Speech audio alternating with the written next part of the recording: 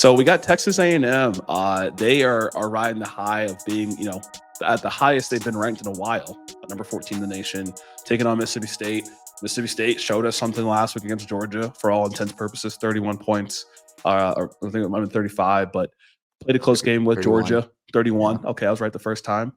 We got Texas A&M taking on Mississippi State, same colors, Bulldogs, Aggies, and it should be another interesting one for this week.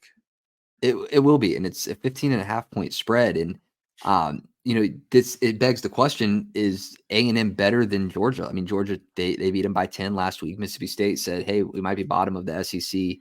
We're no one to play around with. We can maybe make a comeback here."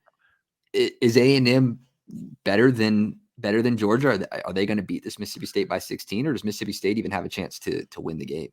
Yeah, and you quoted, the transitive property.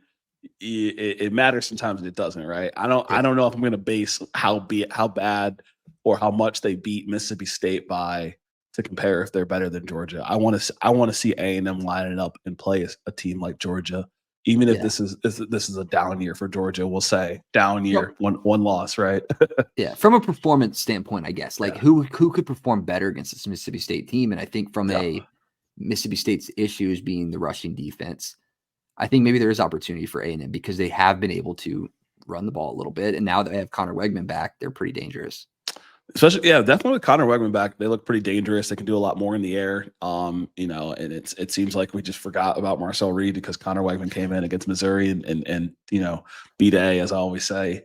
But for this particular game, I would say the keys are more so on A&M side. Continue to look strong. This is a style points game. Come out strong, dominate this defense, led by Nick Scorton, create some pressure on this freshman quarterback. Don't let them feel like they have a chance. They got Johnny Fields cooking last week, Mississippi State at the rushing game, and showed that these guys, they're practicing hard all week and they want to play football. Every game they're playing up. So there's nothing for them to lose. And so you just don't want to give a team like Mississippi State hope or have them hang around. And so that's a key for the game for me. Another key for A&M is getting Le'Veon Moss involved early and often, getting him involved in the air, just getting him consistent touches. This Mississippi State defense has proven to be one of the worst defenses in the SEC. They've lost to a G5 team this season in Toledo, if I'm not mistaken, or Kent State. And so that's where A&M has to kind of show that they can overpower this team on the ground and beat them in the trenches to take the win. Yeah. So is there an opportunity for Mississippi State to win the game? What needs to go wrong for A&M and what needs to go right for Mississippi State maybe for this to happen? They're at home. They want to win. Yeah. So.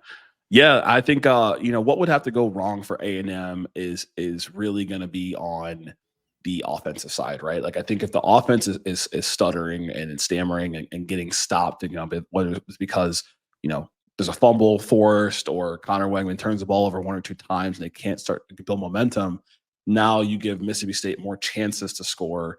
This is where Michael Van Buren proved last week he's able to kind of get warmed up, right? Like last week we saw it against Georgia where they forced a turnover and, Mississippi State was able to capitalize. And the way that they were stopping Georgia's offense, who's supposed to be high power with Nate Frazier and Trevor Etienne, gave Mississippi State more opportunities on the offense to be able to score. And so I think that the key for Mississippi State to have a chance to win this game is not letting Connor Wegman get in rhythm, forcing turnovers, and being able to capitalize on that. If it's just pure, shootout, they don't have a chance. You're not going to win in the shootout. You're not going to win. Yeah. There's no chance. I mean, they put it down on Missouri. I think that they have the opportunity to do that again here against Mississippi State. Now, Mississippi State performed last week, but that could have been anything. Right. So A&M 15.5-point favorites. I know you like them to win the game. What's your call on the score? Yeah, really great point. So overall, I would say my call on this score is going to be 28-7 Texas A&M. I think they put a good hold on this offense. I think that the Texas A&M's offense does enough. We got to get used to A&M dominating teams, right? Like 41-10, that was super impressive. They can do it again. We start having the discussion of A&M or LSU, being one of the third or fourth best teams in the SEC. But this week I got them 28-7. So domination on the defense. Offense looks proficient. Okay. Give me A&M 38-13. I think Okay. Mississippi State moves the ball a little bit here and there All right. and picks up some field goals. Okay. All right. Kicker's getting some work in. Yeah. Right? Hey, somebody's got to score. Someone's got to score.